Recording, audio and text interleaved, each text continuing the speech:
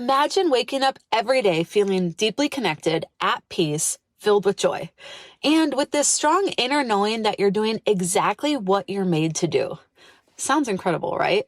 Today, I'm going to share some surprising insights, pitfalls we often fall into that can quietly derail our faith.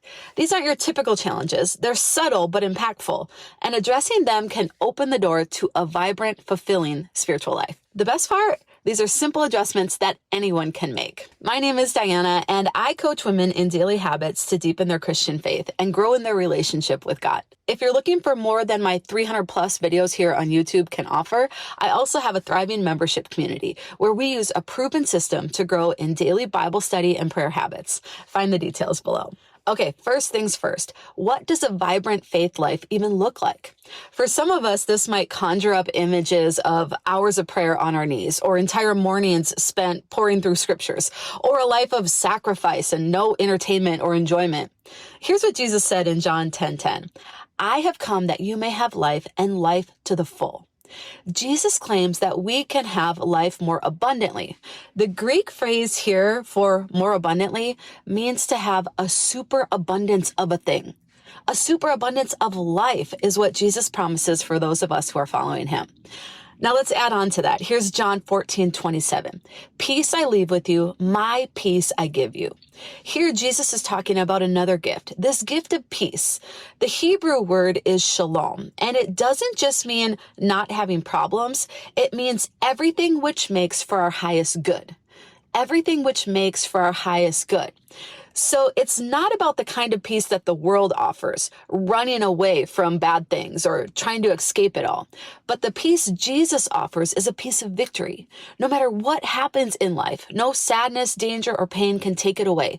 It doesn't depend on what's happening around us. So if you put these two concepts together, the opportunity is for a vibrant faith that has a superabundance of life, this deep, abiding peace, and a sense that I'm doing just what I'm made to do. And so what Jesus is promising here is that we can have this peaceful, deeply connected, and even joyful life. Now here's those 5 things though that might be quietly taking us off course. Number 1.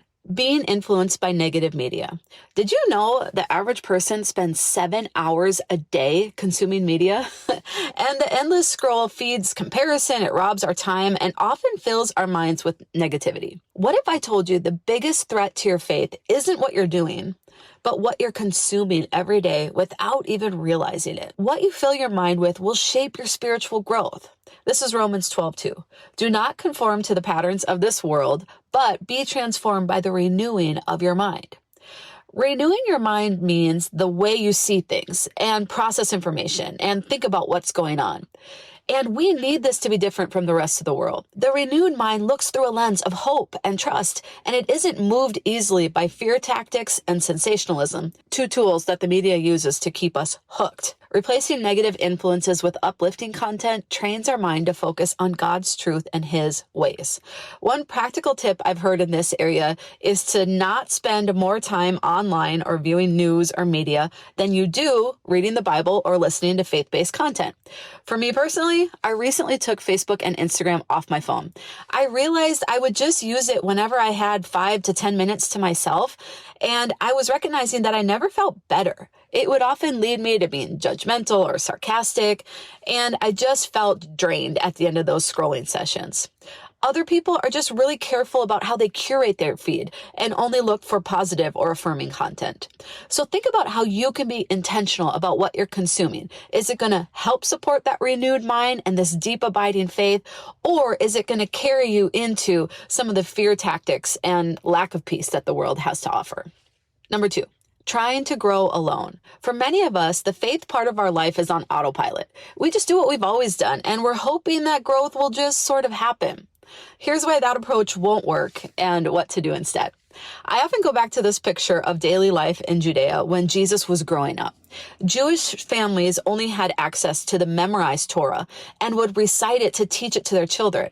So while families were cooking dinner, they were rehearsing spiritual truths And even at a wedding gathering or a festival, groups of people would be together, gathered around, debating the scriptures and encouraging one another. The word literally was living and active, and it took shape in the heart of each person as they participated in that community. Now, this type of group setting can be hard to find today. Some of us haven't found a church that we feel comfortable in, or we've been hurt by church leaders or other people in the church. But I want to encourage you that it's worth finding. Inside of my membership community, we use a tool called Soak to read and journal about the scripture passages. And then we take time to share what each one of us wrote down related to that Soak acronym. You'll be amazed at some of the simple observations that others make, but how it helps the word to take root and grow in your own life. It really sticks with you. So I have a free printable for you where you can go through a 30-day reading plan with Jesus and understand more about this Soak journaling method so that you can not do it alone, find a way to share this with others, and do that journaling method together. Okay, mistake number 3, believing you need to make dramatic changes all at once to grow spiritually. Here's the truth. Small, consistent changes are more powerful than trying to do everything at once. Let's talk about how to make real progress with less overwhelm right now. I had this revelation the other day when my son was learning how to sound out 3-letter words. This feels like a really big milestone for us because we know how far he's come. But when I think back, how long it's taken for him to take that first step, learn those first words, and now start reading at a very elementary level, it has taken years. We literally have to crawl before we walk. This is the exact same with our spiritual journey. Start small. Do one thing at a time. Make these little incremental changes, and then just stand back and watch what the Lord will do. So in the comments below, share what's one intentional practice that you can start today. I'd love to hear your ideas, and it'll encourage others as well. All right, number 4, ignoring the need for rest. I fall into this one all the time. What if running too hard is actually making you feel overwhelmed and distant from God? A lot of us are on this treadmill of productivity, and it's not healthy and it's not sustainable. We need rest to recharge our spirit, but also to hear from God more clearly. When we take rest time, or Sabbath, you might call it, it actually teaches us to depend on God, trusting Him that it all will get done and it all will be provided for. When we rest, we acknowledge that God is in control, and it deepens our trust in Him. In Deuteronomy, God ties the Sabbath into freedom for the Israelites.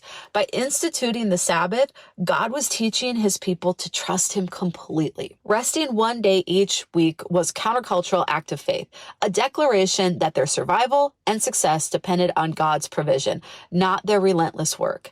And I think we need this reminder today too. For many of us, our brains and our internal processors just need a break.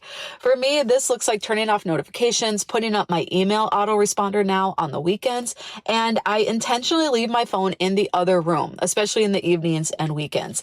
Sometimes on a Saturday or a Sunday afternoon, if the kids allow it, I actually just try to get bored. I don't scroll. I don't have all these inputs. I just see if I can let my brain be fully quiet and achieve boredom. Have you ever tried that before? It might be worth it. Okay. Lastly, mistake number 5, only worshiping on Sundays.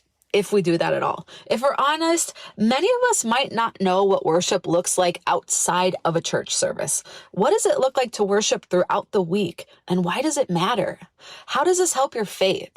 Worship shifts your focus from yourself to God, building gratitude and reverence, and it's a reminder of God's sovereignty and our dependence on Him.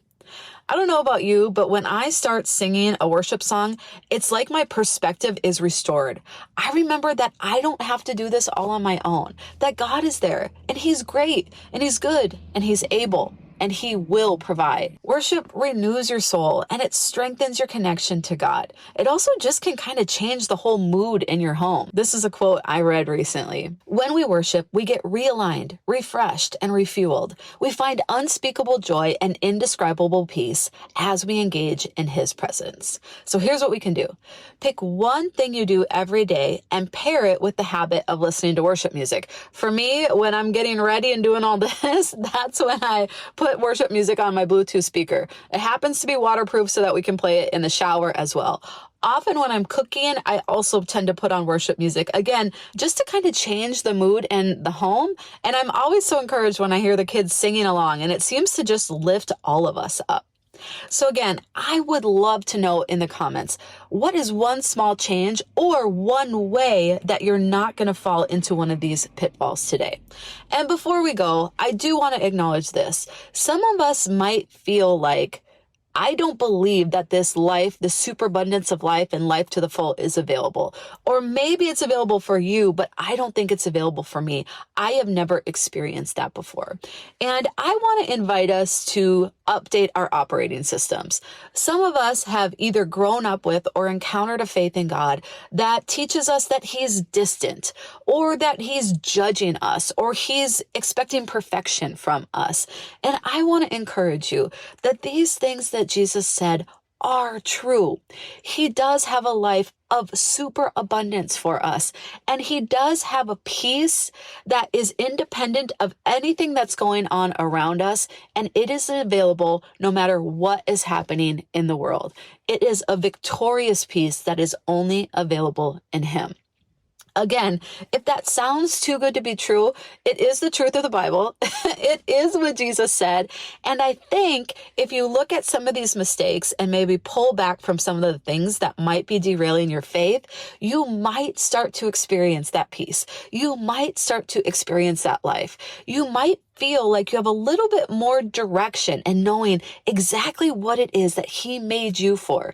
When we engage with the things that we feel made to do, it brings us to life. It helps us to feel alive. We think about it at night. It gets us up in the morning. And that is the life that the Lord has for us.